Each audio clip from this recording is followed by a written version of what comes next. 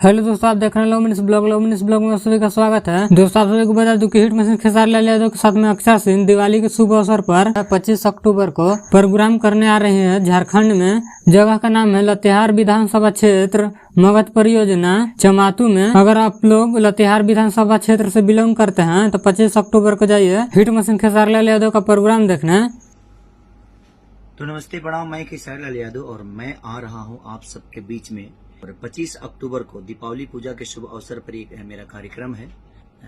मगध चमातू तथा समाज सेवी श्री चेताल राम जी के सौजन्य से विशेष धन्यवाद अवध राज जी, विनय मिश्रा जी। और मैं 25 अक्टूबर को आप सबके धरती पे आ रहा हूं झारखंड में। तो प्लीज आप अपना प्यार और आशीर्वाद देने जरूर आइए, आपका भी इंतजार। और मैं आ रही हूँ 25 अक्टूबर को लातेहार विधानसभा क्षेत्र मगध परियोजना चमातू में भाजपा नेता श्री चेतलाल राम जी के सौजन्य से दीपावली के शुभ अवसर पर आप सभी लोगों से मिलने और आपका आशीर्वाद प्राप्त करने। आप लोग आना मत भूलिएगा। See you all there, love you all.